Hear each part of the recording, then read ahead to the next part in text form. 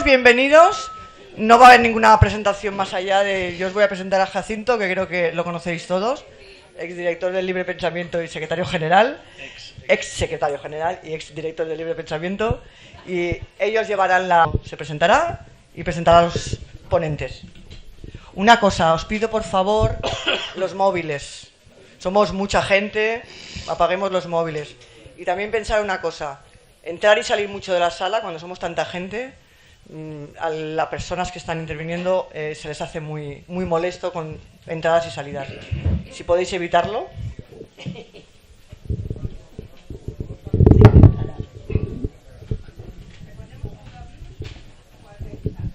Sí. Bueno, pues si os parece, comenzamos con este magnífico...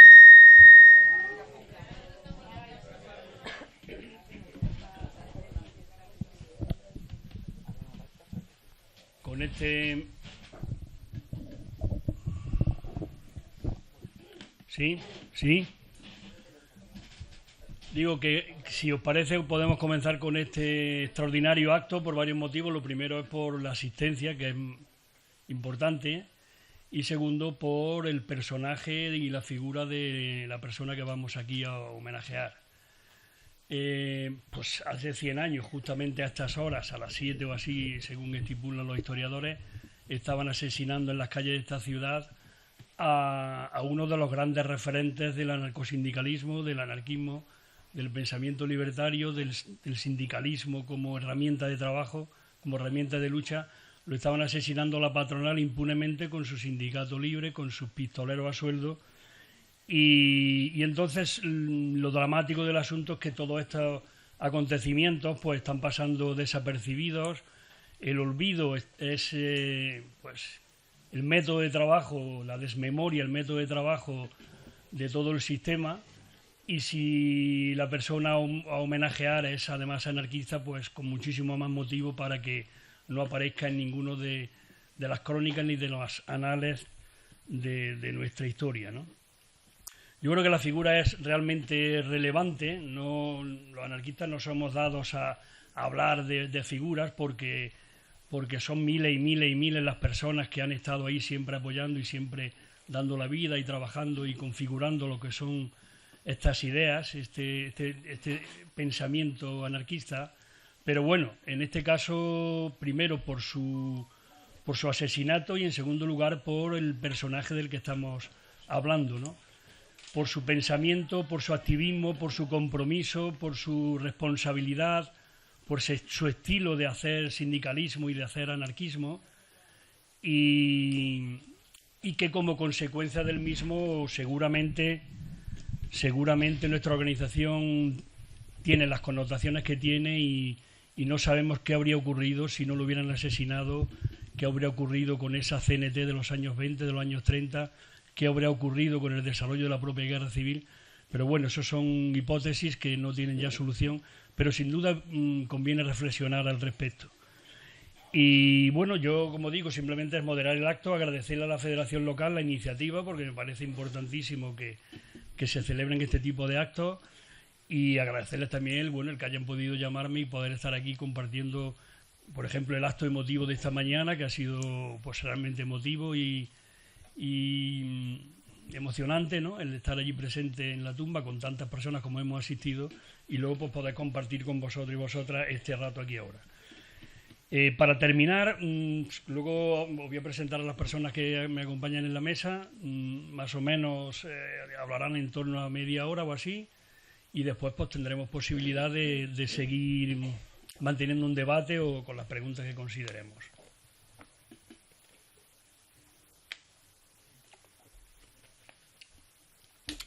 Yo creo que lo relevante del acto, además de recuperar del olvido a esta persona, sería ver de su pensamiento, de su biografía, porque fue y participó en acontecimientos importantísimos en esos años del siglo pasado, en las huelgas más importantes, como la huelga de la canadiense, se consiguen las 20 horas, las 8 horas. El propio modelo de sindicato único, que fue trascendental para organizar esa huelga. El participar o vivir lo que fue la Primera Guerra Mundial, con lo que eso significó en el internacionalismo obrero, ¿no? Donde se optó por el nacionalismo y los trabajadores se enfrentaron unos a otros. Es decir, hay tantos elementos en ese transcurrir de esa corta vida, no llegó ni a los 40 años, que ojalá podamos de ahí extraer conclusiones y aplicarlas a los tiempos actuales. Pensaba además que su filosofía era la no violencia, o sea, él apostaba por el consenso, por el diálogo, por el encuentro más que por el enfrentamiento y la violencia, en un periodo donde además estamos hablando de pistolerismo, ¿no? Con lo cual es relevante también ese...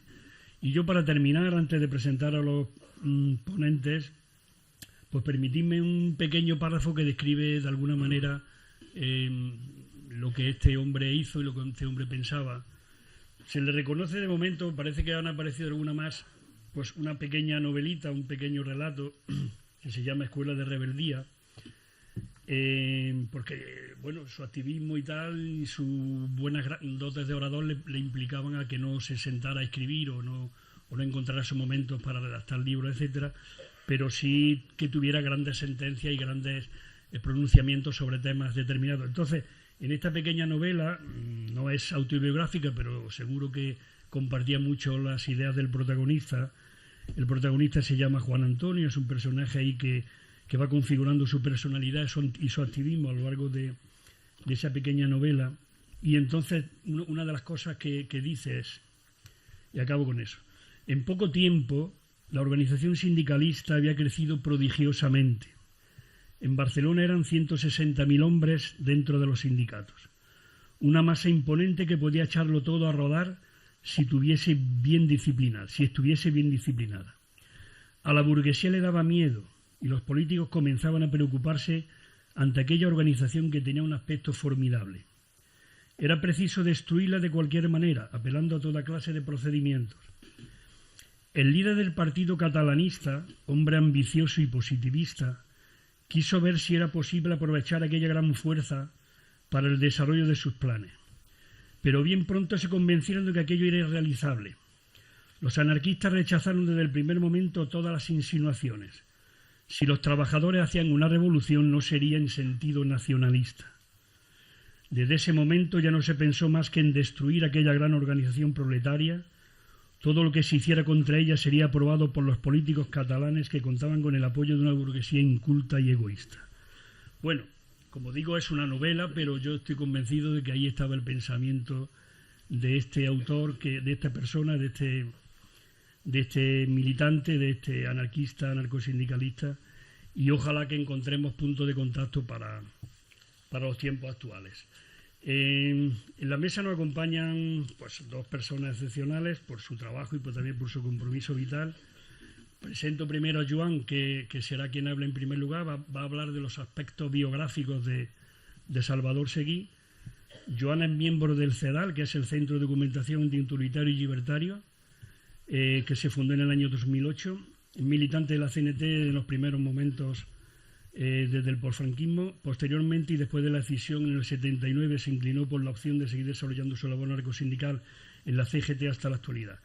A los inicios de los años 2000 fue secretario general de la Federación Local de Barcelona, de la CGT, y bueno, su trabajo fundamental es dentro de la historia contemporánea, siendo licenciado en la misma. Simplemente por enseñar algunos de sus libros, el último, el que está recién salido del año 2023, no sé si está publicado o no. Está a punto. No sé de qué, pero a punto. Las Federaciones Regionales Anarquistas en España, 1912-1919, el anarquismo organizado anterior a la FAI.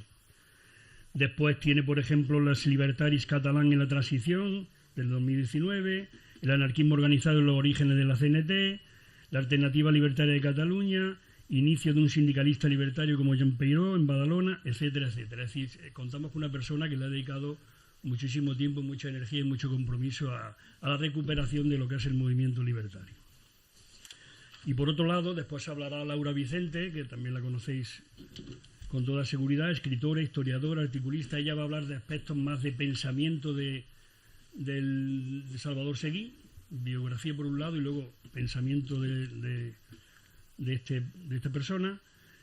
Catedrática de Historia de Enseñanza Secundaria, activista anarcofeminista Ingresó en la CNT y en Mujeres Libertarias desde 1980, participó activamente en el movimiento 15M y también es, como digo, escritora prolífica, y por enumerar algunos de sus libros fundamentales: La Revolución de las Palabras, la revista Mujeres Libres del año 2020, Mujer contra Mujer en la Cataluña Insurgente, Rafaela Torrens y Teresa Claramunt, Las Mujeres Libertarias en Zaragoza, Feminismo Anarquista en la Transición, Historia del Anarquismo en España, Teresa Claramunt, pionera del feminismo obrerista anarquista, etcétera, etcétera, etcétera. Por tanto, son dos personas absolutamente cualificadas para ilustrarnos sobre lo que representa Salvador Seguí, el compromiso de revitalizarlo, de recuperarlo del olvido y el aprendizaje que podemos obtener para los tiempos presentes que vivimos.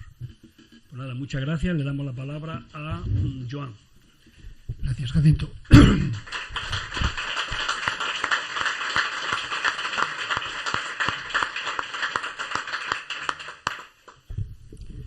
Buenas tardes a todos. En principio, la biografía no deja de ser una serie de datos, bueno, de datos y hechos que Salvador Seguí generó a lo largo de su vida, que más o menos empieza, bueno, más o menos no, nació en 1887 y murió asesinado en 1923. He estructurado su biografía en 3 apartados que creo que representan un poco diferentes escalas en su manera de hacer y también en su vida personal, ¿no? La primera de ellas, que es a la que me voy a referir, he titulado como los años germinales, que serían un poco los años de adolescencia y primera conciencia social y obrera, y ello más o menos estaría entre los años 1902 y 1910.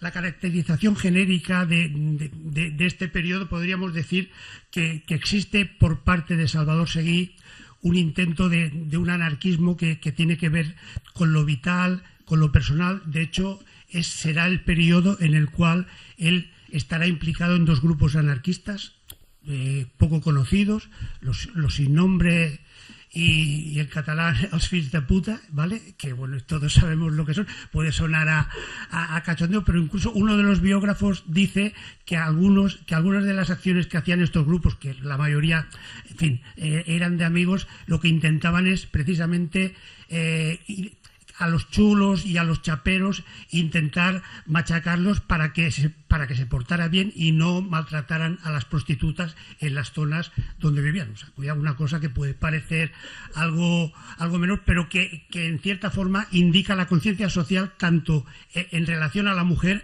como a la explotación humana en su sentido más profundo, ¿no? Otra cosa que aquí no lo hemos hablado, pero que es interesante, es saber el tema por qué se le conocía ya en estas fechas. En 1907 él ya escribió un artículo denunciando y apodándose el Noi del Sucre. Bueno, imagino que, para quien no lo sepa, iba muy caracterizado. Salvador Seguí, el Noi del Sucre. Aquí tenemos divergencias sobre los orígenes del por qué le llamaban el Noi del Sucre. En algunos casos se apela a que le gustaba, pues, precisamente el azúcar, que es el Noi de Sucre, es el chaval del azúcar, ¿no? En castellano sería esa la traducción. Preguntándole a Salvador Seguí una vez por qué, de dónde venía, él comentó que a él ya le gustaba ese apodo y que incluso alguna vez intentó popularizarlo como un elemento habitual y que le parecía honroso, vamos, que no le suponía ningún despecho ni nada parecido. Voy a empezar a hacer lo que sería un poco su hilación y su manera de entrar en lo que sería tanto la conciencia social como el movimiento obrero. Al final de los años también él dijo que uno de los hechos que empezó a demostrar que su conciencia social y su conciencia sobre la injusticia fueron los llamados procesos de Montjuïc, en los cuales se hizo una redada amplísima sobre todo aquello que era anarquista o filoanarquista. Entonces fue tan exagerado que después pasando, incluso hay algún libro que habla la Inquisición en España otra vez, en fin, el castillo de Montjuïc estaba lleno, torturas a mansalva, y después murieron 5 o 6 militantes anarquistas a través de delaciones bajo torturas que en la mayor parte de los casos no estaban detrás de unas bombas que habían explotado, y eso es cierto, y que probablemente algún anarquista lo habría hecho, pero ni mucho menos con la redada, en fin, incluso a intelectuales que eran más simpatizantes que no quizás militantes cierto tiempo. Ese es, diríamos, el punto de arranque de su conciencia social. Después, a principios ya del siglo XX, concretamente en 1902, se genera una huelga general importante que afecta a los metalúrgicos, en la cual él ya participó en su solidaridad, y fue su primera detención, una detención breve, no sé exactamente de cuándo, pero que ahí ya empezó a generar lo que es la lucha y los sinsabores también a su vez de la lucha.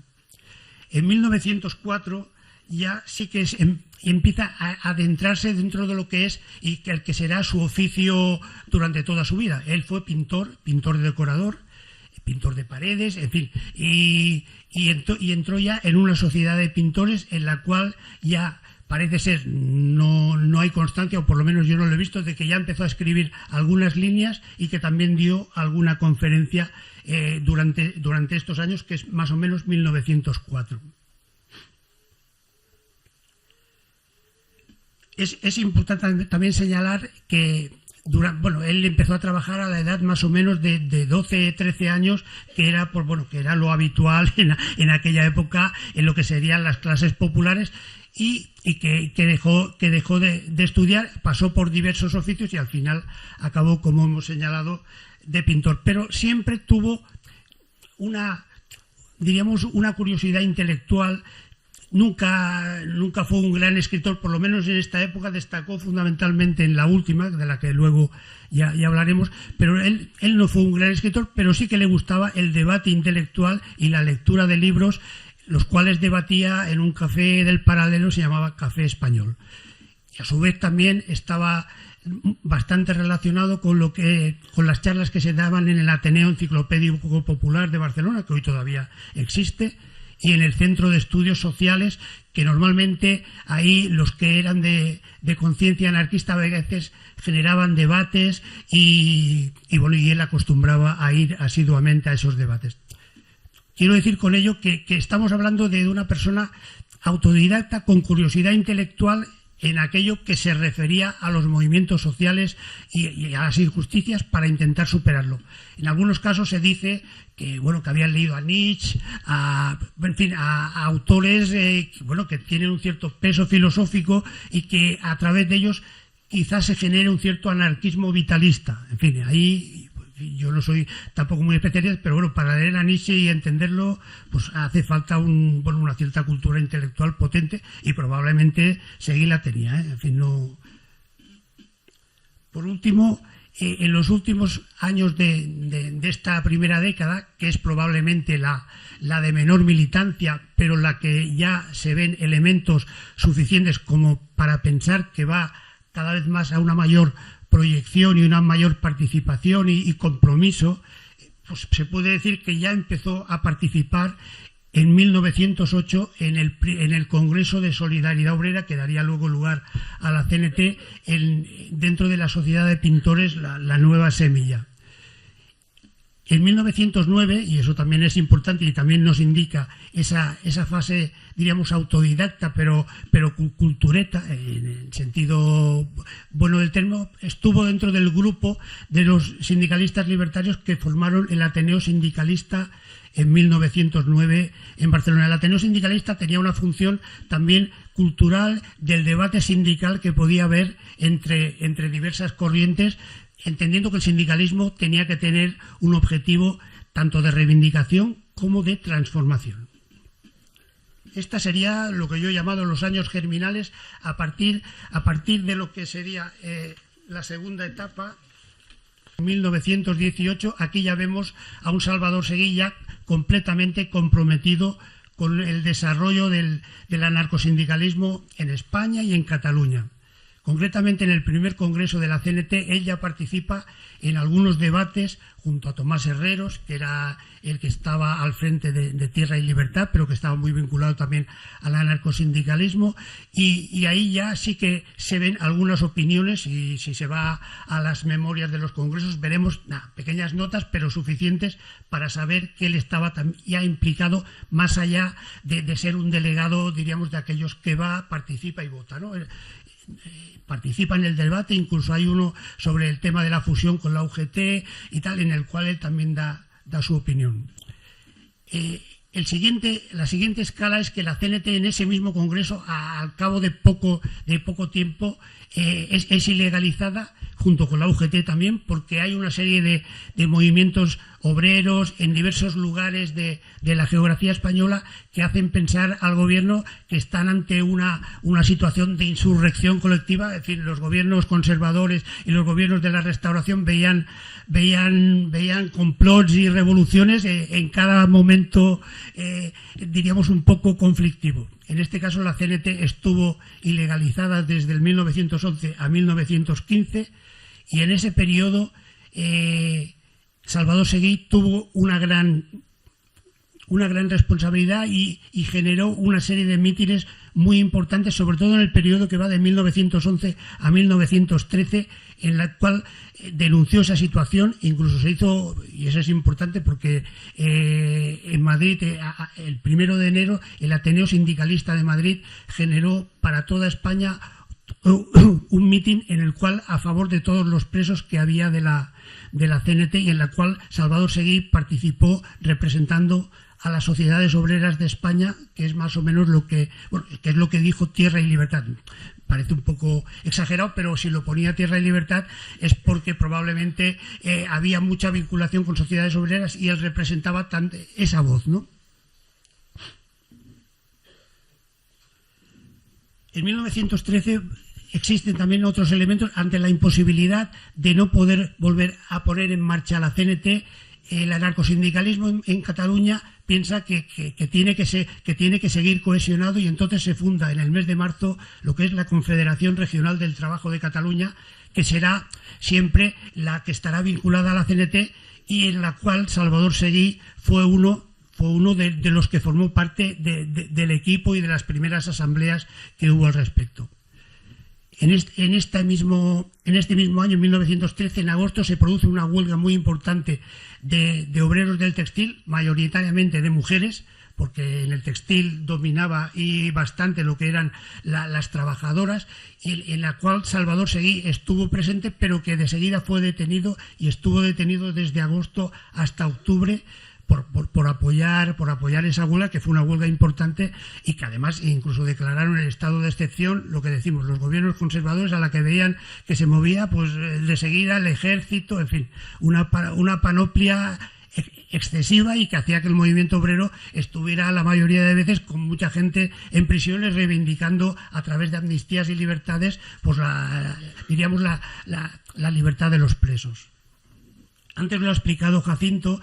En 1914 se genera lo que es la primera guerra mundial, y ahí las primeras reacciones al respecto fueron graves para lo que es el movimiento obrero español, en el cual hubo un paro importante que afectó a las clases populares, y en el cual se generó una asamblea, concretamente en Mataró, que no es precisamente la ciudad más grande, pero que vinculó a lo que es el movimiento obrero tanto catalán como español. Vino también gente de la UGT, y en el cual Salvador Seguí también fue uno de los de acción, y en la actividad posterior con manifestaciones diversas.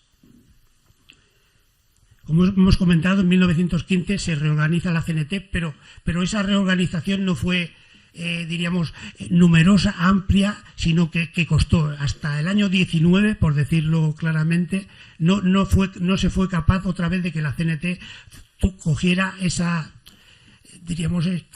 fuerza y ese músculo que en aquel momento representó ser la primera fuerza sindical, incluso más allá de la UGT, ¿no? En este sentido, en 1916 se creó un comité, bueno, y se creó una asamblea, un comité en el cual, en Valencia concretamente, que lo que intentaba es vincular a la CNT con su foco, diríamos, principal, que era Cataluña, junto con otros focos sindicales importantes, anarcosindicalistas, pero que no estaban cohesionados.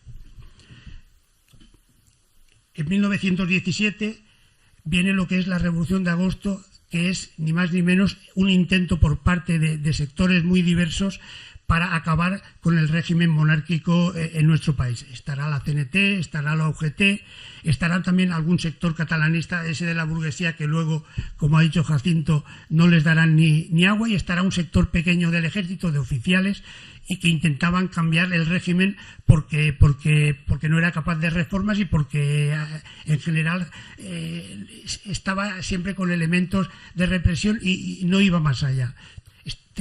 Alguna gente puede pensar, no estamos en un sistema democrático entendido más allá con sus insuficiencias, sino no era un sistema democrático, era un sistema de partidos en el cual el Partido Liberal a veces estaba y el Partido Conservador, a través de mecanismos que entre ellos se lo hacían y se lo comían. En este sentido era claramente un sistema en el que la burguesía un poquito más conservadora, un poquito más progresista, se turnaba y no eran capaces de generar, y tenía que ser a través de movilizaciones, cómo intentar superar. La cuestión es que la Revolución de Agosto generó otra vez mucha represión y Salvador Seguí tuvo que esconderse durante un cierto tiempo. Perdonad, pero en 1916 me he dejado una cosa que es importante, que es la huelga general, la primera huelga general que se generó en España, de la CNT, la UGT y otros organismos obreros que estaban alrededor de lo que es la Asamblea de Valencia. Es una huelga importante a destacar, más allá de que no consiguió todo aquello que quería, pero es importante porque no se había hecho hasta entonces. La UGT siempre había tenido una visión, diríamos, superior a la CNT y no quería ni mucho menos tener ningún tipo de contacto. La CNT en aquellos momentos tampoco era una fuerza muy, muy importante y la UGT le daba de lado. En este momento fue capaz, tanto la CNT como la UGT, de unirse y poder hacer esta amplia movilización, que fue importante.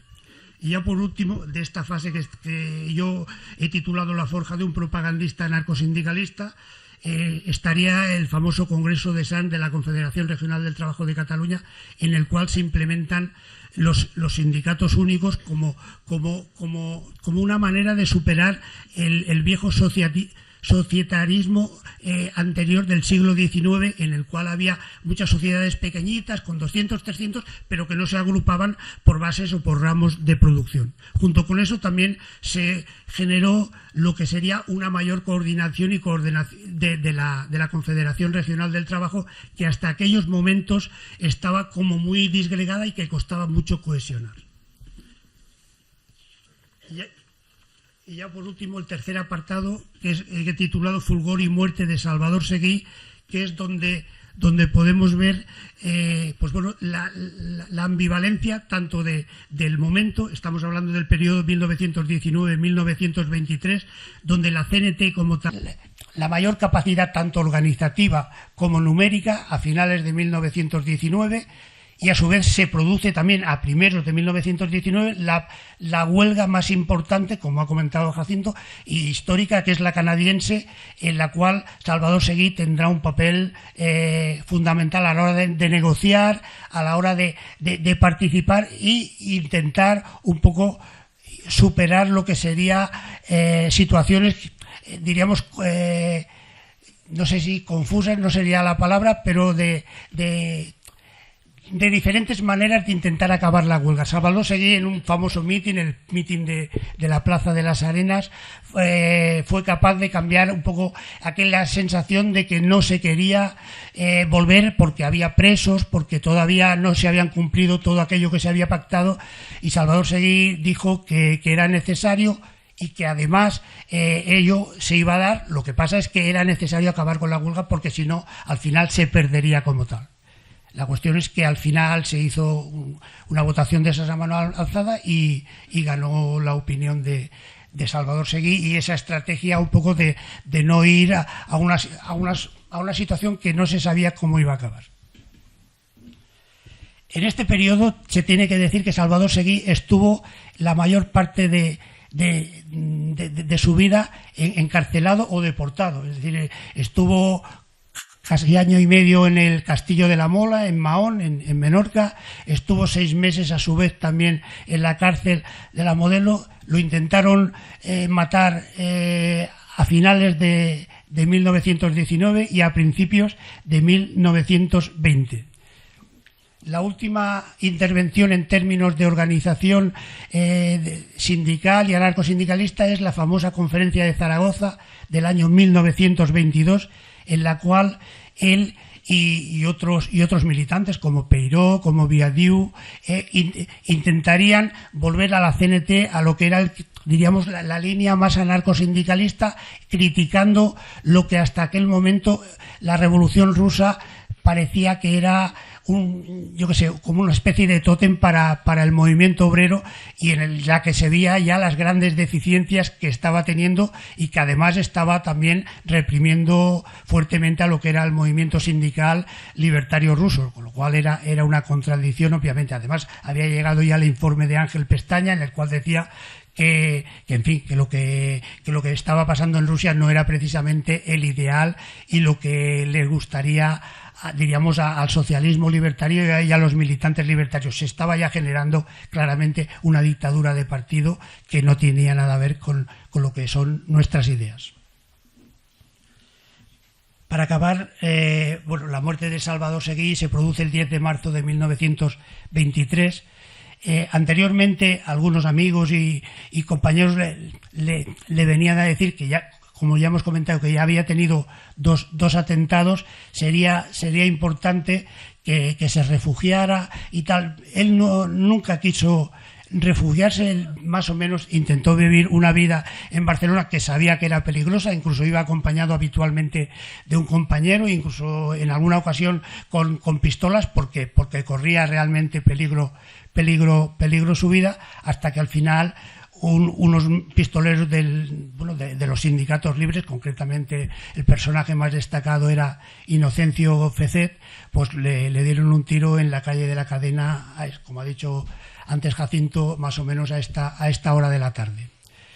Junto a él también murió el que le acompañaba, otro militante del sindicato del vidrio, que era Francesc Comas Peronas, y los dos murieron. Él murió en el acto y Francesc Comas murió a las horas siguientes de estar en el hospital. Lo grave de todo esto, además, es que una vez muerto Salvador Seguí, al día siguiente, al otro, esto fue un sábado, el lunes, que fue el entierro, no se dejó a la familia ni se dejó a nadie de sus familiares que fueran al entierro. Es decir, se produjo lo que se fue un entierro cautivo, un entierro clandestino. Cuidado, que para que veáis un poco el miedo que en aquel momento las autoridades tenían hacia Salvador Seguí, hacia lo que había ocurrido y hacia la reacción que podía expresarse posteriormente. Ese sería.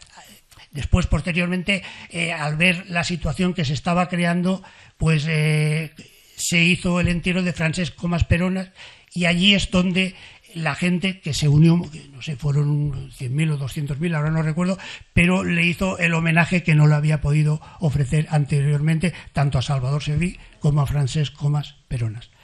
Por mí, en fin, y espero que no haya sido muy pesado, pero es más o menos a grandes rasgos la biografía básica que hay al respecto. En todo caso, si hay algún elemento a considerar, posteriormente lo podemos hablar. Gracias a todos.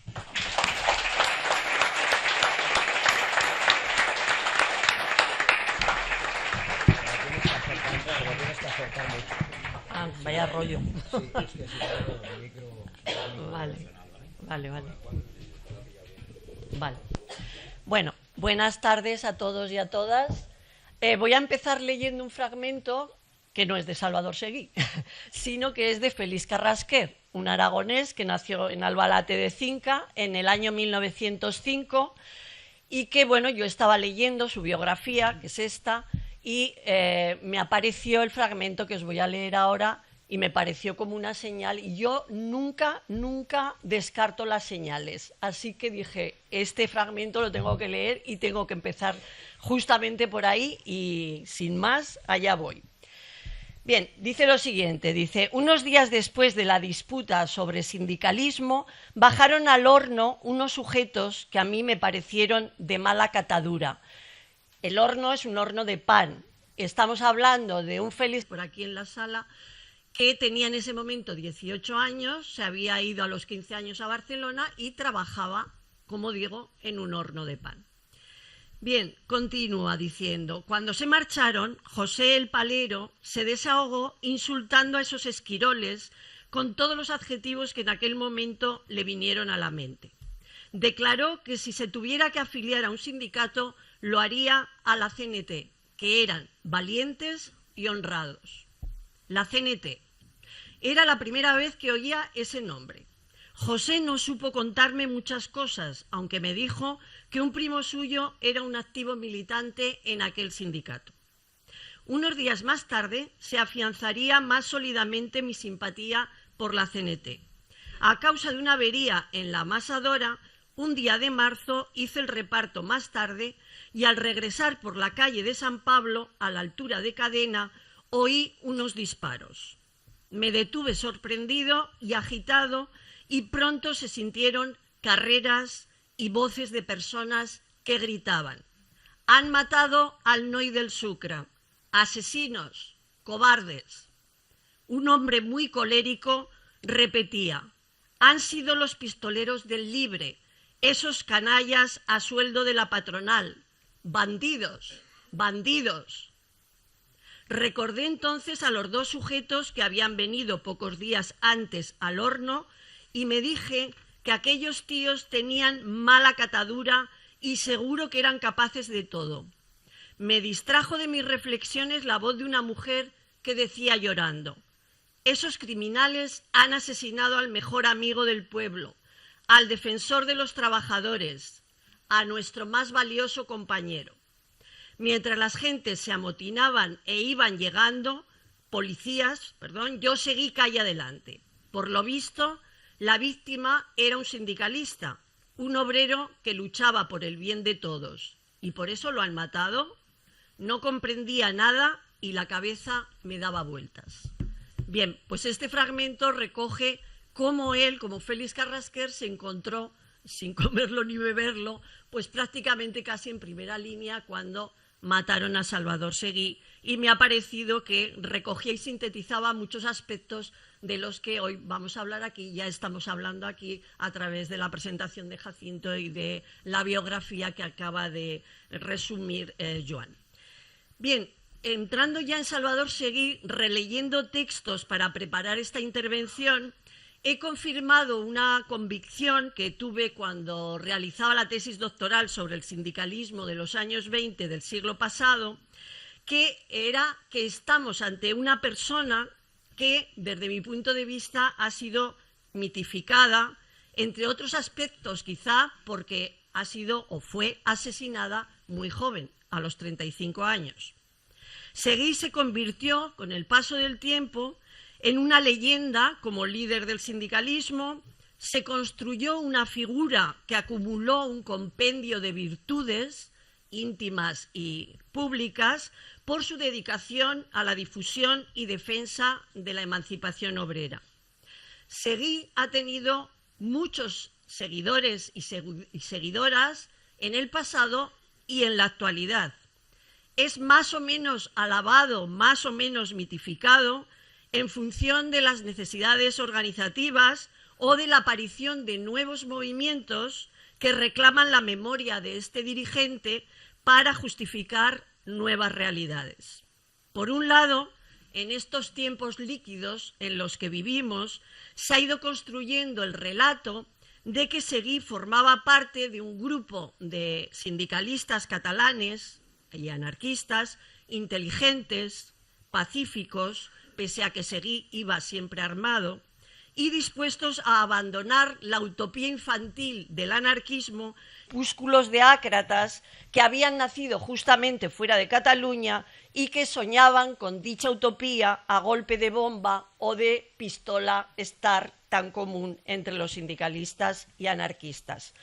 Por otro lado, hay pseudohistoriadores a los que la historia solo les interesa como una suerte de bazar en donde adquirir todos aquellos hechos que sirvan para apoyar un inamovible argumento de partida. Es decir, estos historiadores ya saben dónde quieren llegar, parten de un punto y quieren llegar a ese otro punto y, por tanto, como digo, compran en el bazar lo que interesa. La historia nacionalista catalana echa mano de aquellos elementos que le conviene, desecha como ajenos aquellos que no hilan el relato o la memoria que les interesa y ven en Seguí a un nacionalista partidario de la independencia, incluso de la formación de un partido político con Companys y Layret.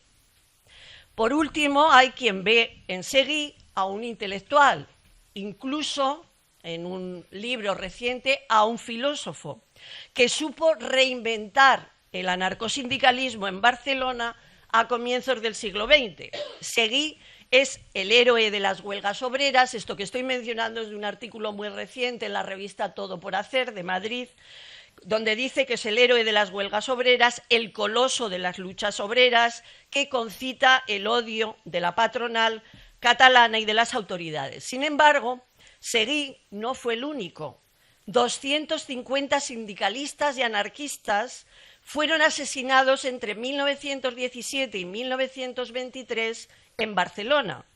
Un sindicalista de la talla de Seguí fue Evelio Boal, que no sé si alguien lo conoce aquí, secretario general de la CNT, ejecutado en Barcelona por la ley de fugas en el año 1921, junto con Antoni Feliu, que era el tesorero del sindicato, a las puertas de la cárcel Modelo, donde había sido detenido y torturado por su participación también en conflictos sociales. Él mismo había sido detenido también con la huelga de la Canadiense. Pero ¿quién recuerda a Evelio Boal? ¿Dónde están los homenajes y los recuerdos de cuando murió Evelio Boal? Bien, voy a intentar, por tanto, aparte de provocaros para el debate, voy a intentar mostrar a un Seguí humano, alejado del mito y de las muchas manipulaciones que sigue sufriendo, por desgracia. Si lo logro o no, esa será otra cosa. Como Joan ha explicado muy bien los rasgos más importantes de la biografía, yo me voy a centrar en su pensamiento, aunque haré también referencia a algún aspecto biográfico que me interesa para explicar algunas cuestiones. Desde mi punto de vista, Salvador Seguí era un hombre con rasgos brillantes, pero no excepcionales ni únicos dentro del ámbito libertario. Bien, Salvador Seguí de entrada, como ha dicho Joan, fue lo que se llamaba, o lo que se ha ido llamando, un trabajador ilustrado, en el sentido de que era un autodidacta formado a través de las muchas y variadas lecturas que realizaba y que tenía además una gran facilidad para expresarse oralmente, tanto en tertulias como en mítines, en conferencias. Cuentan quienes le oyeron que era un gran improvisador y muy elocuente. Aspectos que no eran tampoco algo extraño entre algunos hombres y mujeres sindicalistas y anarquistas de aquella época en los que predominaba la oralidad más que la escritura. Y voy a mencionar a una mujer que le tengo especial cariño, que es Teresa Claramunt. Realmente responde a estas características que acabo de decir. Fue una gran lideresa también que, digamos, fue reconocida por su capacidad para, en los mítines, levantar a las masas que le escuchaban y demás. Tampoco de Teresa Claramunt hay grandes celebraciones cuando murió, etcétera, etcétera. Bien, sin embargo, su oralidad fácil y convincente no se traducía en la escritura, algo que también era frecuente entre hombres y mujeres autodidactas y que trabajaban muchas horas en su oficio. A sus textos les falta coherencia, estructura, orden, tenía referencias cruzadas, reiteraciones propias de una persona en la que predominaba, como digo, la oralidad. La realidad es que tenemos muy pocos textos de Salvador Seguí. La mayoría son de autoría indirecta, es decir, son otras personas que escucharon a Seguí en sus mítines, conferencias, tertulias, etcétera, que luego reelaboran, reconstruyen lo que habían escuchado, a veces muchos años después, hasta 30 años después, como comentaremos al final cuando os hable de un caso para mí emblemático de todo esto que os estoy hablando. Por tanto, los textos, o la mayoría de los textos que disponemos, bueno, es cuestionable que realmente fueran las palabras de Salvador Seguí. Por este motivo, uno de sus biógrafos, Manuel Cruels, cuestionó su condición como escritor. ¿Dónde se dio a conocer Seguí? ¿Cómo se convirtió en ese líder carismático del que estamos hablando y que conocemos? Pues como tantos hombres y mujeres en aquella época, en la vida cotidiana de los sindicatos, en su intervención en los conflictos sociales, en las huelgas, hemos nombrado la canadiense como la más relevante, pero en otros muchos conflictos, y en la cárcel, auténtica escuela de militantes y de líderes. Si algo podemos afirmar con seguridad de Salvador Seguí es que era un anarcosindicalista, aunque esta palabra no se utilizaba en la época, la palabra o el término que se utilizaba y que era más frecuente era sindicalista revolucionario, era lo que se entendería o que entendemos hoy y posteriormente también como anarcosindicalista. Bien, por ello nos interesa sobremanera conocer cómo entendía él el sindicalismo y cómo entendía también el anarquismo. Bien, Salvador Seguí disponía de una genealogía muy rica para definir su pensamiento sindical. Esta genealogía arranca por lo menos desde la entrada de la Primera Internacional en España, en 1870. Vamos a diferenciar cómo va evolucionando esa genealogía en cuanto al pensamiento sindical en dos etapas. La primera, de 1870 a 1916, la segunda, del 16 al 39, nos quedaremos cuando Seguí fue asesinado en el 23, no la veremos completa ni mucho menos la segunda. Bien, en esta etapa que os he dicho, en 1870, cuando se funda la Federación de la Región Española, la sección española de la Primera Internacional del AIT, se empezó a definir un tipo de sindicalismo con dos modelos organizativos. El llamado sindicalismo de gestión, que estaba vinculado al marxismo, básicamente, y el sindicalismo radical o posteriormente revolucionario, que estaba más vinculado a lo que llamamos en sentido genérico anarquismo. Bien, ¿qué características tenía el sindicalismo radical? Y vais a ver cómo la mayor parte de lo que voy a decir es la base sindicalista de Salvador Seguí. Primero, 4 características os voy a mencionar. Primero, en cuanto a la forma organizativa, defendían la unidad de todos los trabajadores y trabajadoras en una misma organización de carácter económico. Los intereses materiales eran el lazo natural de esos trabajadores y trabajadoras que cimentaba su unidad y que además les permitía reconocer a su enemigo, que era el capital. La base organizativa en esta época eran las sociedades obreras de oficio. Segundo, la unidad estaba basada en la flexibilidad ideológica para lograr dicha unión de clase. Esto implicaba necesariamente el apoliticismo, que no es lo mismo que antipoliticismo. Luego hablaremos de qué significa el antipoliticismo brevemente. El apoliticismo significaba en este momento dejar fuera del sindicato las ideas políticas. Al reconocer a la lucha sindical un valor político en sí misma, se negaba su subordinación a otras organizaciones, por ejemplo, a los partidos políticos.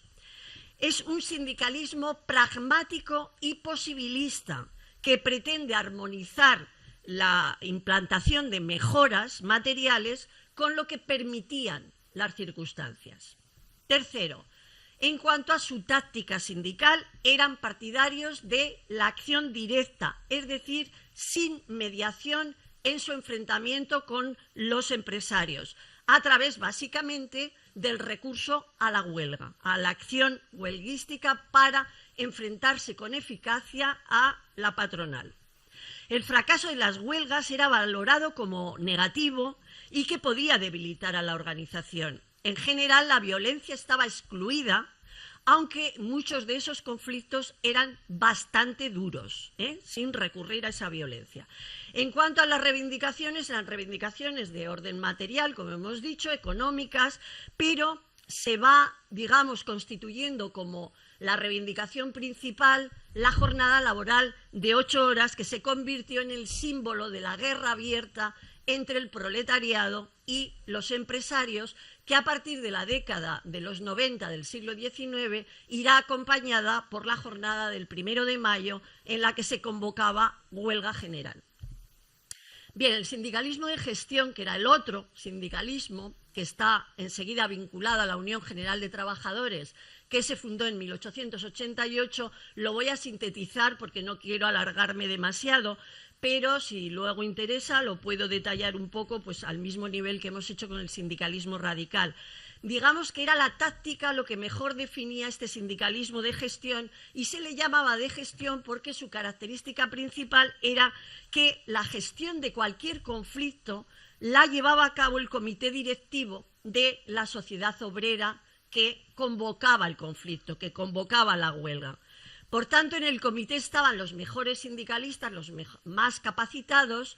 No había asambleas, no hacía falta la asamblea, porque ese comité ejecutivo tenía, digamos, el poder de negociar directamente con los empresarios. Recurrían muy escasamente a la huelga.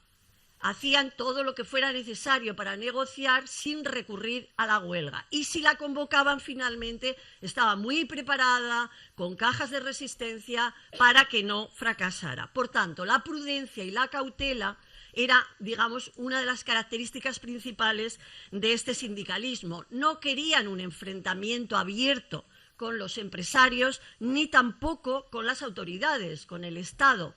Procuraban, por tanto, que los conflictos no se generalizaran y que, por tanto, no se salieran del marco legal, que no se convirtieran en un conflicto de orden público. Básicamente, estas son las características. Creo que hay una clara diferencia con lo que hemos comentado del sindicalismo radical. Bien, la genealogía del anarcosindicalismo proviene, por tanto, de este sindicalismo radicalizado que se va construyendo durante los años 70, 80, 90, etc. Tenía numerosas similitudes con el sindicalismo revolucionario que se desarrolla en Francia en la primera década del siglo XX y que se canalizó a través de la Carta de Amiens en 1906. Pero realmente este sindicalismo radical del que estamos hablando es un tipo de sindicalismo que no necesita de la influencia francesa, ya que la evolución del propio sindicalismo español desde la Primera Internacional explica por sí solo este modelo sindical. Bien, el problema principal de este sindicalismo, ya entrando en definirse como revolucionario, era explicar la articulación de una lucha por reivindicaciones laborales que, por definición, son o se integran en el sistema, dentro de un movimiento que se definía o que quería empezar a definirse como revolucionario. Pero el anarquismo, que entra aquí un poco, hasta ahora he hablado de sindicalismo básicamente, especialmente justamente a partir de la primera década del siglo XX y sobre todo desde mediados de esa primera década, empezó a argumentar que las luchas obreras concretas podían favorecer la revolución, básicamente a través de 3 cuestiones. Primera, las reformas, la lucha por reformas, proporcionaba motivos para trabar batallas en la guerra entre la burguesía y el proletariado. Con ellas, este último, el proletariado, podía prepararse para el combate, despertar a la lucha a la agitación y sobre todo a la solidaridad y al apoyo mutuo entre los propios trabajadores y trabajadoras. Segundo, más que un adiestramiento material, era una preparación psicológica con efectos concienciadores. En este aspecto eran importantes las huelgas de dignidad, conseguir, de ahí su, digamos, relevancia. Eran huelgas en las que los trabajadores y trabajadoras querían hacerse valer como personas, no aceptar las humillaciones ni cualquier tipo de degradación que sufrían por parte de los empresarios o sus representantes, los capataces, encargados, etcétera, etcétera. Era muy difícil ganar esas huelgas, pero tenían un efecto concienciador que el anarquismo valoraba como muy relevante.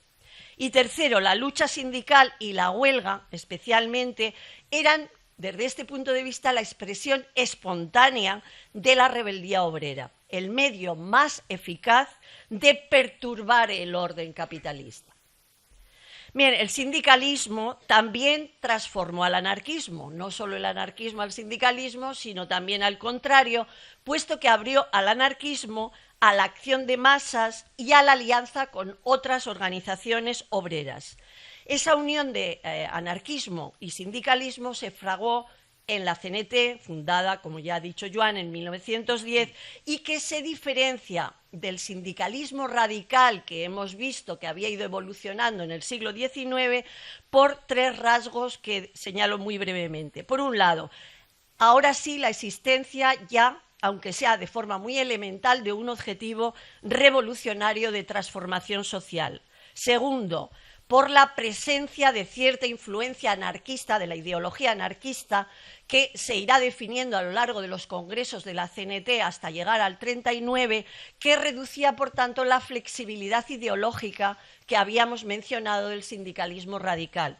Y, por último, y conectado con esta cuestión, un claro antipoliticismo que rechazaba también la mediación, no solo en la lucha obrera, sindical, sino también en el ámbito político.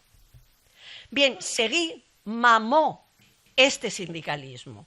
No tuvo que inventarlo, no tuvo que reinventarlo, puesto que nació en época internacionalista, 1887, empezó a trabajar a los 12 años, como ha dicho Joan, como aprendiz de pintor, participó con 15 años en la huelga general de 1902, donde, por cierto, conoció a Teresa Claramunt, auténtica lideresa de esta huelga de 1902, perseguida y buscada hasta la saciedad para detenerla porque era una de las principales agitadoras y la persona que desde el anarquismo estaba desarrollando ese sindicalismo revolucionario o digamos, potencialmente revolucionario del que estamos hablando. Cuando se produce el cambio de etapa a partir de 1916, del que ahora hablaremos, Seguí tenía ya 29 años y una trayectoria en el sindicalismo. Había conocido el populismo lerrousista, la Constitución de Solidaridad Obrera, la Semana Trágica, el nacimiento de la CNT, tenía bastante experiencia como orador, como organizador, como participante en los conflictos, y desde muy joven había entrado en contacto con el anarquismo y se definía como tal. Consideraba el anarquismo como una especie de filosofía, una ética, una concepción, por tanto, del ser humano y de la sociedad que no podía realizarse ese anarquismo de un día para otro, ni muchísimo menos. El anarquismo debía tener una traducción, por tanto, en la realidad cotidiana de la gente, sino podía caer en la mera especulación filosófica. Por ese motivo, para él, sindicalismo y anarquismo se complementaban. Bien, y entramos en esa segunda etapa y etapa final ya de Salvador Seguí. Entre 1916, la etapa va hasta el 39, nos quedaremos en el 23 cuando es asesinado. Bien, se produce un cambio trascendental. Por eso arrancamos del 16, y es que el sindicalismo revolucionario se transforma en un movimiento de masa, protagonismo al anarquismo que siempre había sido minoritario.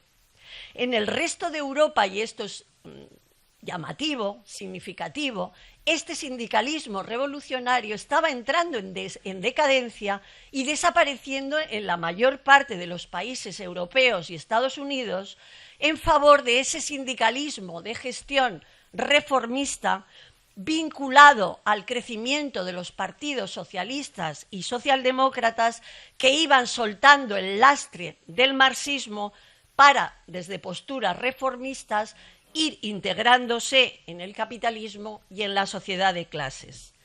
Al poco estalló la Revolución Rusa en 1917. Joan ya ha explicado que eso, bueno, en principio eso parece cuestionar este triunfo del reformismo, que haya una revolución obrera en Rusia, ¿no? Y eso es lo que le hizo tan atractivo para el anarcosindicalismo y por eso se afiliaron a la Tercera Internacional en el año 19, pero por eso también, curándose en salud, enviaron a varias personas a Rusia para conocer de primera mano cómo era la revolución y efectivamente Ángel Pestaña, que fue el que llegó, elaboró un informe diciendo: nada, esto no es una revolución, al menos como la entendemos, hay que salir de la Tercera Internacional porque el bolchevismo está desarrollando una revolución centralizada, jerarquizada, represora, etcétera, etcétera. ¿Cómo se explica que mientras en prácticamente toda Europa está decayendo este sindicalismo, en España ocurre lo contrario, está creciendo? Bien, hay que relacionarlo con dos hechos que, nada, doy dos pinceladas porque no quiero alargarme, que es el contexto histórico que Joan ya ha comentado y lo bien que supo adaptarse el sindicalismo de la CNT a este contexto. Ese contexto, como ha dicho Joan, es el de un sistema político liberal que llevaba desarrollándose pues prácticamente toda la etapa de la primera etapa que os he mencionado y parte de la segunda. El sistema de la Restauración, un sistema liberal, se desarrolló entre 1874 y 1931, incluyendo la dictadura de Primo de Rivera. Un sistema bipartidista, turnista, en que dos partidos liberales se turnaban en el poder, pues porque había manipulación electoral, obviamente, basada o bien en el caciquismo, en el medio rural, o en los gobernadores civiles en las ciudades. Estaba muy claro siempre quién iba a ganar, porque era mecánico. Al liberal, Partido Liberal, le seguía al conservador, liberal al conservador, y así hasta que acabó prácticamente, al final se modificó un poco, hasta que casi acabó el sistema de la Restauración. Por tanto, este sistema podía hacer atractivo el modelo del sindicalismo radical. Imposible, porque el Partido Socialista Obrero Español, de la mano de la UGT, no podía llegar de ninguna manera al poder, ni siquiera tener un grupo relevante en el Parlamento. ¿Cómo pues iba a hacer posible que ese sindicalismo que se basaba en la gestión, en la negociación y sobre todo, eso se irá configurando en esta época, en la actuación del partido vinculado al sindicato en el Parlamento, si no iban a poder hacer nada? Por tanto, era muy difícil que con un sistema así fuera atractivo ese otro tipo de sindicalismo vinculando partido con sindicato. La habilidad, estamos diciendo, de la CNT para adaptarse a esta coyuntura. Era obvio que a una parte importante de la clase trabajadora le atraía mucho más un sistema de acción directa, de enfrentamiento directo con los empresarios, en el que se empezaban a conseguir victorias a partir de 1916, sobre todo, que este otro modelo. Y mucho más cuando se cambia la sociedad obrera de oficio por el sindicato único, que se convierte en una especie de Titanic, ¿no?, que logra coordinar todos los oficios de una misma rama productiva, pero extender con mucha rapidez un conflicto, como ocurre en la huelga de los también, a prácticamente todas las ramas productivas, etc. Por tanto, se construye un sindicato fuerte, eficaz, que llega prácticamente a los 700.000 afiliados y afiliadas y que consigue victoria tras victoria y resulta realmente atractivo para estos trabajadores y trabajadoras que descartan esa otra vía del sindicalismo de gestión. Bien, de esta genealogía sindical de casi 50 años se alimentó Salvador Seguí. Esta cultura organizativa es la que se puso a prueba en la huelga de la Canadiense. Y, desgraciadamente, el fracaso final de la huelga que se produce y la aparición de la violencia puso en cuestión el modelo normalizador que Seguí buscaba construir como alternativa social basada en la tranquilidad, en la evolución a largo plazo, es decir, gradualista y en cierta manera moderada. Su concepción de la revolución, en efecto, respondía a una evolución progresiva que avanzaba, según su planteamiento, a la marcha que avanzaba la concienciación de los propios trabajadores y trabajadoras. Por tanto, era una concepción más tranquila que la de sectores impacientes dentro del anarquismo que abogaban por provocar un estallido revolucionario si era necesario, recurriendo a la violencia. Realmente para Seguí era tan importante... Salvador Seguí justificó en algunos momentos la violencia obrera como respuesta puntual al trato por parte de la patronal o por parte de las autoridades. Lo que sí que tenía muy claro es que esa táctica no llevaba a ningún sitio, porque siempre perdería la clase trabajadora enfrentada con las armas a todo un Estado o una patronal. Bien, para Salvador Seguí, tan importante como esta concepción del sindicato era convertir el propio sindicato en herramienta de capacitación para los trabajadores y trabajadoras. Es decir, que el sindicato fuera un espacio formativo de educación y de cultura, como elementos de emancipación personal y colectiva. Se trataba de crear formas de contrasociedad igualitaria en una sociedad desigualitaria. El sindicato se consideraba como un medio para capacitar a los trabajadores y trabajadoras en el oficio del autogobierno. Para Seguí, el sindicato era el epicentro social, político y cultural. Aquí, de alguna manera, los anarquistas discrepaban y estaban construyendo en paralelo algo muy importante, como era buscar esa capacitación y creación de formas de contrasociedad, no solo a través de los sindicatos, sino de ateneos de barrio, escuelas, grupos excursionistas, naturistas, vegetarianos, grupos de mujeres, etcétera, etcétera. Y sí, también grupos de acción.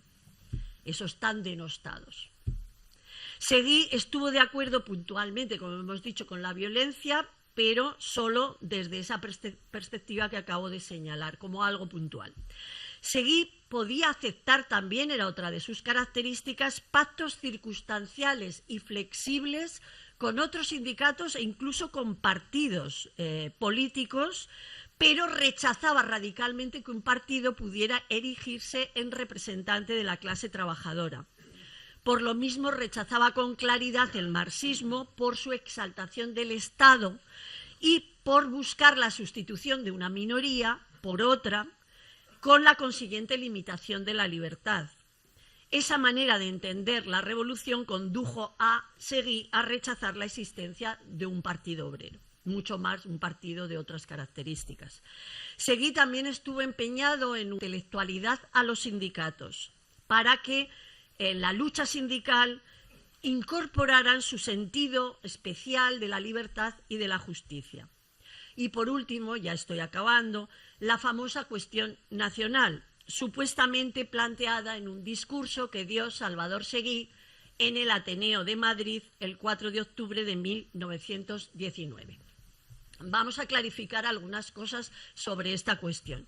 Primero, el 4 de octubre Salvador Seguí sí estaba en Madrid, pero no habló en el Ateneo de Madrid, eso para empezar, sino en el Teatro de la Casa del Pueblo, en un evento organizado por la Escuela Nueva. 2. El discurso de Seguí en esta Casa del Pueblo fue taquigrafiado y publicado entero en el diario madrileño España Nueva, incluso con repeticiones y reiteraciones pues típicas de un discurso que era oral. Esto quiere decir, por tanto, que si esta reproducción del discurso de Seguí hubiera cometido algún error importante, Seguí lo hubiera rectificado, obviamente, porque prácticamente salió al día siguiente, si no recuerdo mal, del discurso que hizo Seguí, como digo, en la Casa del Pueblo. Bien, tercero, Pere Foix un veterano anarcosindicalista pasado al catalanismo, tergiversó las palabras de Salvador Seguí al reproducir este discurso del que acabo de hablar en su obra Apóstols y Mercaderes. Apóstoles y mercaderes o comerciantes, como queramos. Concluida esta obra, este libro, en el año 1949. Yo he dicho que el discurso fue en el 19, donde ganó los Juegos Florales de Montevideo y que se editó en el año 49 en México. Bien, en este libro, Pere Foix manipuló algo que Salvador Seguí en principio no dijo. ¿Fue intencionado? A ver, no lo sabemos con certeza, puesto que Pere Foix se pudo inspirar a lo mejor en otra gente que había recogido este discurso, etcétera, etcétera. La realidad es que en su libro hubo muchas imprecisiones, había muchas imprecisiones. Bien, es el texto de Pere Foix el que ha tomado como referencia el nacionalismo catalán para señalar a Seguí como tal. Y en concreto un pequeño párrafo que os voy a leer y que dice lo siguiente que supuestamente dijo Seguí. Dice: nosotros, los trabajadores, como sea que con una Cataluña independiente no perderíamos nada, antes, al contrario, ganaríamos mucho, la independencia de nuestra tierra no nos da miedo. Bien, si nos atenemos al resto de los textos de Salvador Seguí, para él el conflicto que había en Cataluña en la segunda década del siglo XX era social, no nacional. En ese conflicto, la burguesía y el catalanismo de la Lliga Regionalista identificaban al anarcosindicalismo como el enemigo a batir, y para ello puso en marcha el Somatén, grupos de pistoleros, el Sindicato Libre, no la Lliga, el catalanismo en general y sectores de la burguesía. Por su parte, Seguí consideraba a la Lliga, y en concreto y sobre todo a uno de sus principales dirigentes, a Cambó, como el peor enemigo del anarcosindicalismo, y trató de transmitir justamente en Madrid que no representaba a Cataluña, que pretendía utilizar el discurso de la autonomía para controlar a la sociedad catalana. Bien, yo tengo aquí, me lo he traído, el discurso que hizo Salvador Seguí en el año de consultar, quiere ver, es interesante. En conclusión, y ahora sí que ya acabo, ¿quién es Seguí? Desde mi punto de vista es un sindicalista y anarquista que desarrolló un sindicalismo que procedía de una rica genealogía que siguió evolucionando hasta 1939, tenía rasgos muy brillantes como líder sindical, como orador y como organizador. Por tanto, un sindicalista efectivamente a recordar, pero no un mito ni un héroe a ensalzar o peor, a manipular. Y nada más. Gracias.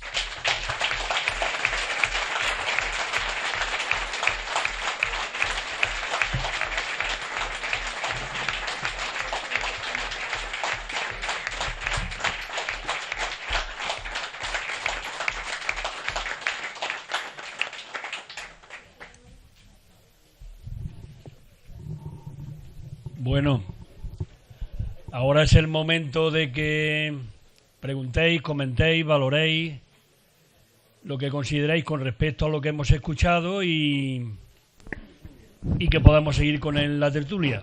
Le doy la palabra a Tomás. Vale, no, yo sí, voy a ser muy breve porque somos tantos y tantas aquí que la palabra tiene que fluir, digamos, para... ¿Sí? Vale. Tiene que fluir rápidamente para que podamos intervenir todos y todos al máximo. Entonces me voy a limitar simplemente a decir una cosa, y es que yo me temía que no me gusta venir a actos, digamos, de homenaje a militantes importantes, femeninos y masculinos, digamos, de nuestro movimiento, y estoy muy contento de haber venido, porque efectivamente... es un acto de homenaje, digamos, que ha mantenido digamos, lo que es propiamente libertario en nosotros y nosotras, que es, cuidado, el mayor de los respetos, digamos, que podemos expresar militantes destacados, es no mitificarlos, y tenemos demasiada tendencia, efectivamente, a mitificarlos y a mitificarlas.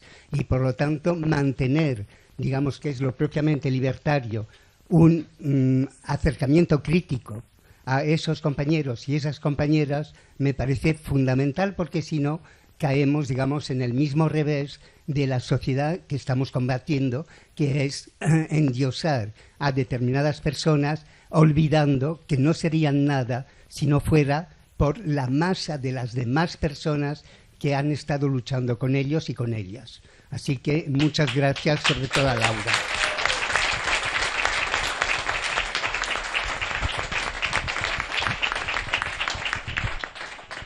Le doy la palabra a Charo. Bueno, lo primero, muchas gracias a Joan, a Laura y también a Jacinto por la introducción, y sobre todo gracias a la Federación Local de Barcelona por haberse implicado en este reconocimiento a esta figura. Completamente de acuerdo con lo que estaba diciendo Tomás, y yo era una de las cosas que iba a comentar, que dentro de lo que es no sé, los principios libertarios es nosotros y nosotras no estamos siempre mitificando. Pero sí que es verdad que si nosotras no sacamos estas figuras a la luz, posiblemente no se las conociera para nada.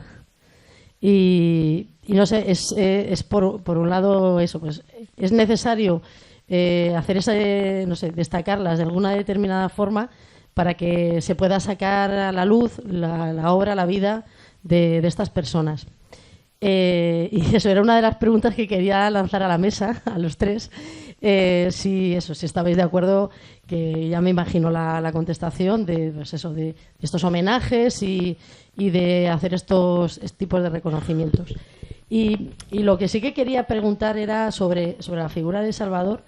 Al final, entonces, podemos hacer no sé, como vamos a hacer una visión de qué es lo que hubiera pasado si no se hubieran cargado, no hubieran asesinado a una de las figuras que era posible más fácil poder llegar a llegar a acuerdos, a poder hacer un sindicalismo que no consideraban tan agresivos por parte de la patronal, o es que la patronal lo consideraba precisamente por esa supuesta moderación más peligroso, porque no era tan fácil de atacar. No sé si me he explicado sobre la pregunta. Sí, yo creo que es mejor seguir recogiendo comentarios y luego vamos sintetizando. Si Le doy la palabra a David. No, a mí lo que más me ha llamado la atención es que detrás del homenaje a una figura, en este caso Salvador Seguí, lo que nos aporta esa figura y lo que nos aporta nuestra historia es que hoy hemos salido de aquí conociendo a otros compañeros, ¿no? Y a otras compañeras. Obviamente Teresa Claramunt ya la conocíamos, pero Evelio Volar o Carrasquer, y seguro que si otro día nos enfrentamos a un homenaje a Carrasquer, detrás de ellos también conoceremos a otras compañeras y otros compañeros, ¿no? Entonces, para mí, lo más enriquecedor de este homenaje no es solo la figura de Seguí, sino todos los que nos vamos a encontrar detrás y todas las puertas que nos van a abrir un compañero detrás de otro, ¿no? Y eso es lo que enriquece a nuestro pensamiento, y eso es lo que nos hace libres a todos, el que detrás de uno siempre hay otra y luego hay otra, ¿no? Es importante que hayamos abierto esa puerta, que no se va a cerrar porque es casi infinita.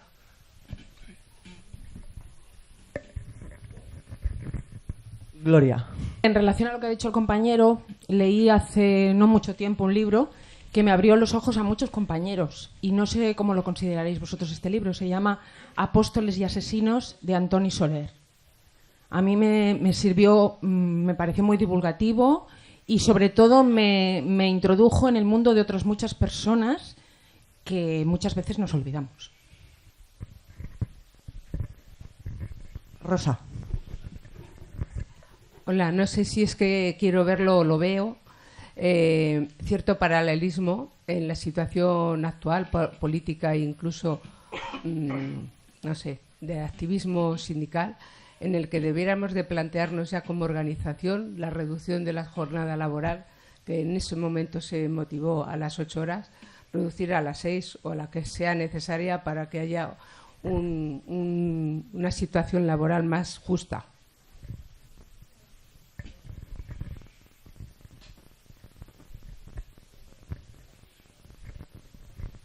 Le doy la palabra a Polis. Hola, buenas.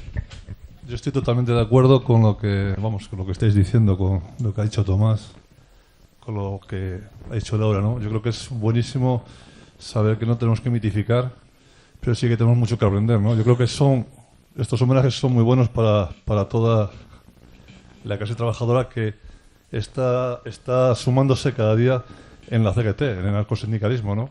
Y yo creo que es bueno también saber cómo funciona esto, y yo creo que ellos también nos lo explican, ¿no? Cada uno con su trayectoria lo ha explicado, ¿no? Y que venimos de donde venimos, que somos asambleístas, que no hay ídolos, que no hay ejecutivas, y que somos cada uno de nosotros y nosotros protagonistas del futuro nuestro. Y yo creo que eso es lo más importante.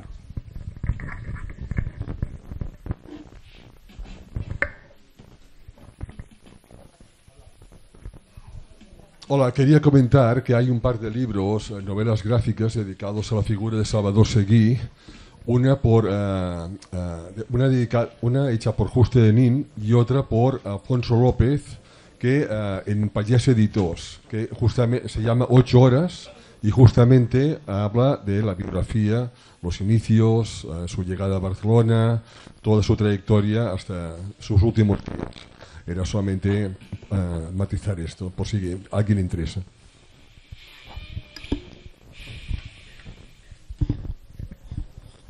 Más. Yo quería hacer un gran gracias, porque hablando de Belio Boal, hablando de Salvador Seguí, hablando de Teresa Claramunt, hablando de ellas y de ellos, estamos hablando de nosotras, de la construcción en común del sindicalismo, que el sindicalismo y el anarcosindicalismo no es otra cosa que un grupo de gente, no una sola persona, no una ejecutiva, no un líder, un grupo de gente que se junta, analiza, decide sobre la realidad y acciona sobre ella en común. Hablando de ellas y de ellos, estamos hablando de nosotras. Agradezco este homenaje sin homenaje. Creo que es el mejor homenaje sin homenaje, sin mitificar, a todas nosotras, a toda nuestra historia. No hay que borrar nuestro pasado. No hay que borrar a ninguna secretaría general anterior. No hay que borrar a nadie de los que hicieron algo por esto que somos ahora. Tenemos que seguir construyendo en común. Hagamos lo posible. Salud.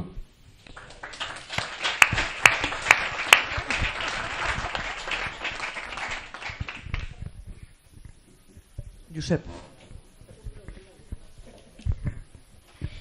Bueno, estoy muy de acuerdo con Tomás y la compañera con respecto a la recuperación que están haciendo o intentan hacer, ya lleva mucho tiempo, partidos políticos de la figura de Salvador Seguí.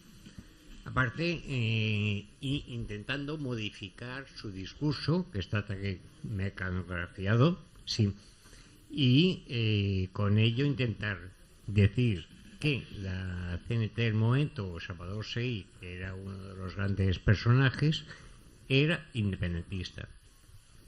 Y ahí yo creo que se pasa una línea roja. Y a partir de ahí cada uno que piense lo que quiera, pero está clarísimo que no dijo eso. Lo que pasa es que como no tienen referentes de lucha, hay que buscar uno. Seguí, otras veces interesa Salvador, otras veces el que caiga, porque lo único que quizás son los de Stalin, no sé, me pierdo. Gracias.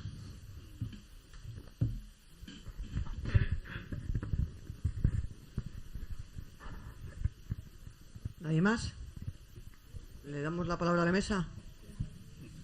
Bueno, parece que quieres hablar tú. Pues había un momento que hacías un amago y pensaba. No quiero abusar. No, hombre, no pasa nada. David siempre le encanta. Espera. No, vale, perdona, Es que hemos quedado para mañana. Bueno, yo simplemente, ya os digo que estoy de moderador y no... Pero sí, por ejemplo, hoy, en el diario.es, sale un artículo sobre el centenario del asesinato de Seguí, y a quien entrevistan es a uno de... Domenech. Sí, Xavier Domenech. Xavier Domenech. Y además dice que es una figura reivindicada hoy por el PSUC y por RC. Entonces quiero decir que no estamos inventándonos nada, sino que estamos simplemente recogiendo la actualidad, ¿no? Termina el artículo diciendo: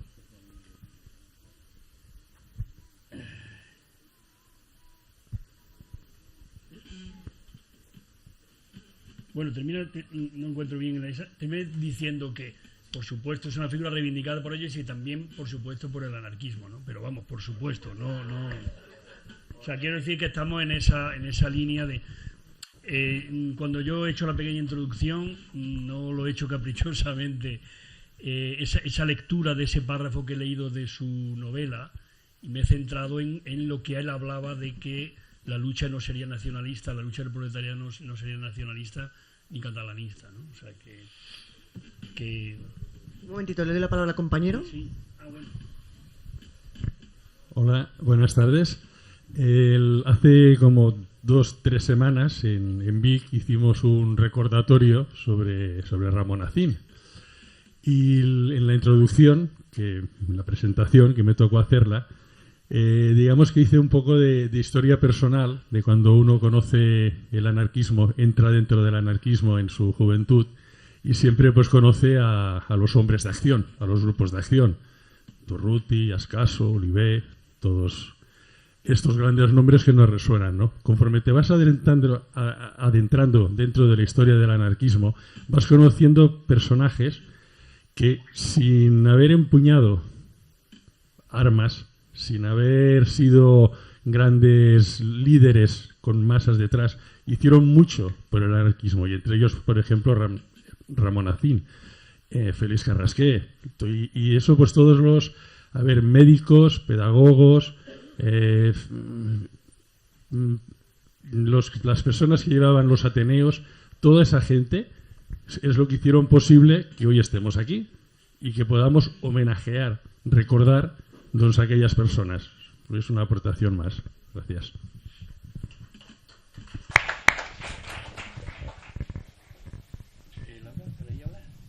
¿Queréis decir algo desde la mesa?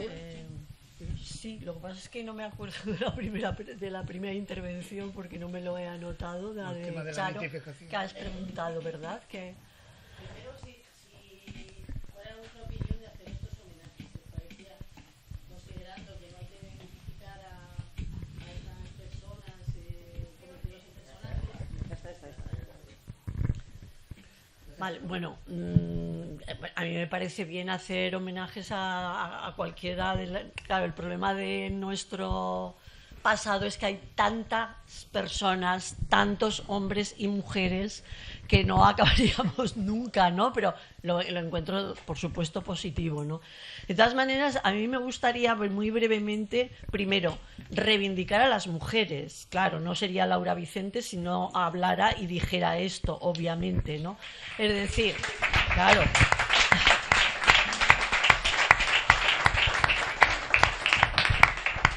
Hemos nombrado a Teresa Claramunt, pero podríamos nombrar a Teresa Mañé también, las dos Teresas, ¿no? que yo siempre las recuerdo como tal, pero luego todas las mujeres que intentaron romper estereotipos dentro del sindicalismo y no solo dentro del sindicalismo, sino fuera, precisamente todo eso que hay además del sindicato.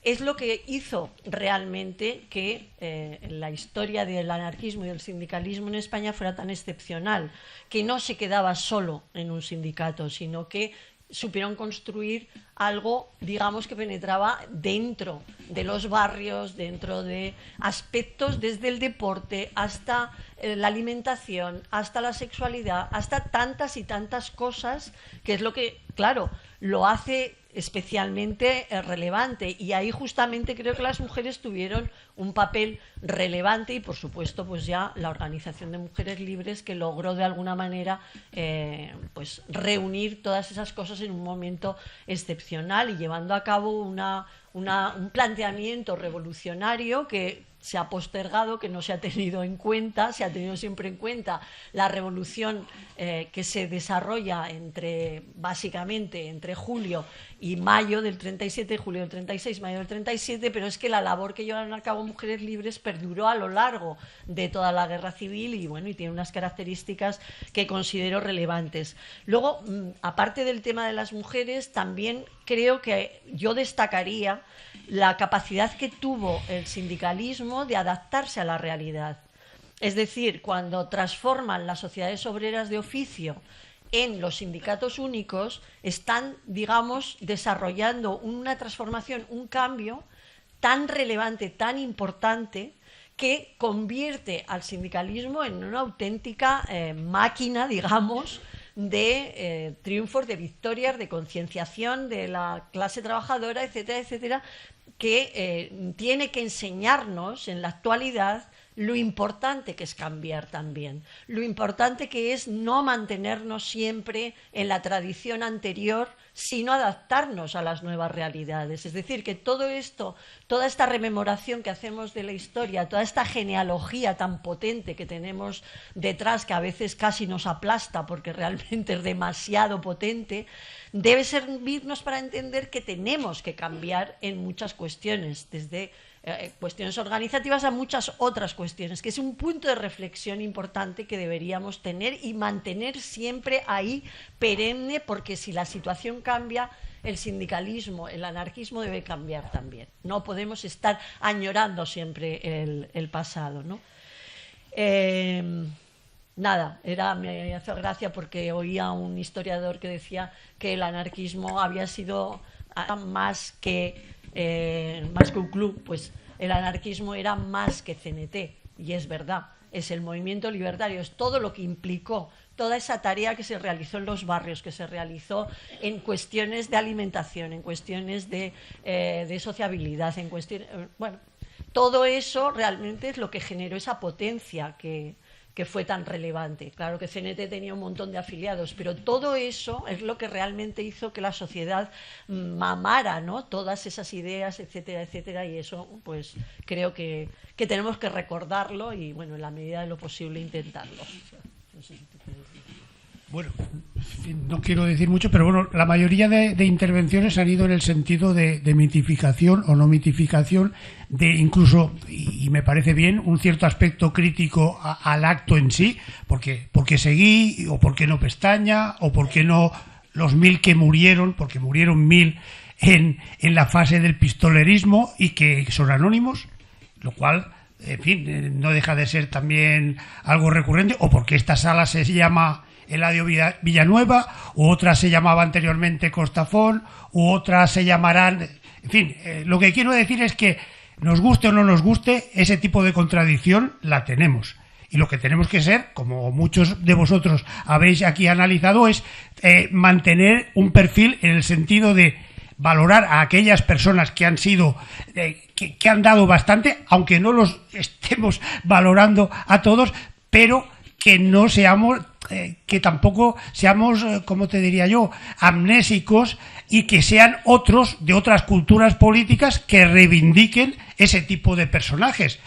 Y entonces, bueno, ahí está un poco la contradicción y tampoco sé yo salvarla, pero sería interesante tenerla un poco como elemento de complejidad a la hora de poder decir que esto es blanco o negro, porque porque en cierta manera algunas intervenciones he pensado, oye, pues quizá estaba yo mejor en casa y no aquí dando la vara sobre la biografía concreta, tal, haciendo una serie que por cierto puede ser pesadísima para el común de los mortales, pero en cierta forma es un poco así, o por qué Durruti, o por qué García Oliver, y vamos a seguir un poco con esa cuestión. Nos guste o no nos guste, hay una serie de militantes que son históricos y que están ahí, y que yo obviamente no los he puesto en el candelero, pero están ahí. Y nos guste o no nos guste. Ahora bien, sí que este tipo de crítica que me parece profunda, radical e incluso te diría que necesaria, además como libertarios nos gusta ese tipo de contradicción. Este dice blanco, pues yo negro, negrísimo. Bueno, pues un poco tendría que ver un poco en esa sensación. Y estaría de acuerdo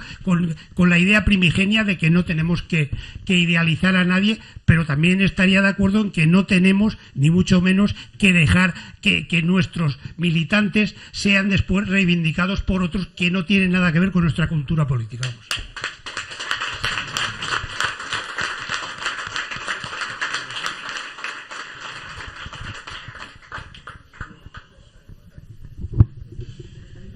No, es que solo quiero decir que porque todos hombres y no hay mujeres lideresas cuando las hubo.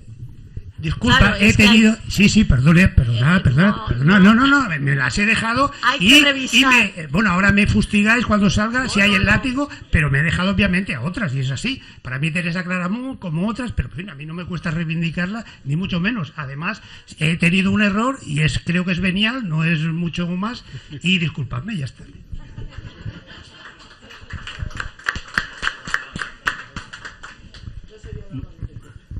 Bueno, un último comentario. Me cito a mí mismo en el sentido de, empecé diciendo que los anarquistas no éramos dados a homenajes individuales, no sé si lo recordáis al principio, pero eso no quita para que este tipo de actos nos permitan discutir de las cosas que ocurrieron en aquel momento. Además, hoy hemos asistido a un acto donde no solamente hemos demitificado, sino que Laura incluso le ha puesto muchos matices al discurso y a su estilo de hacer sindicalismo y de hacer anarquismo, ¿no? O sea que ya en su momento lo tuvo, porque hubo mucha disputa entre los grupos anarquistas dentro de la CNT y los grupos más sindicalistas, como podía ser Salvador, ¿no?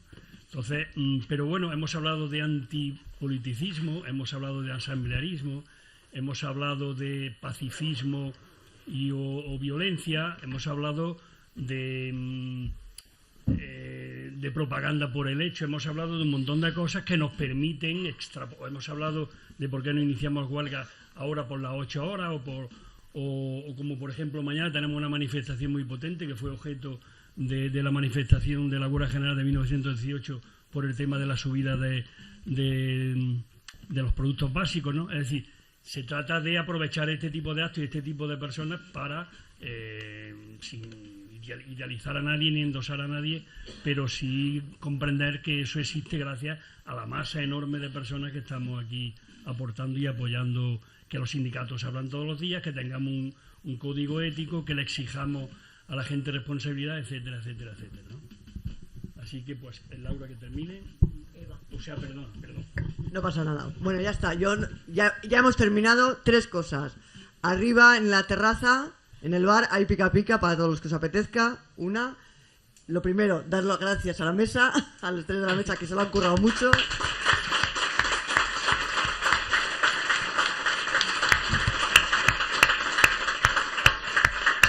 Y recordaros a todos y a todas, mañana, puntualidad en la manifestación. Ya sabéis cómo soy.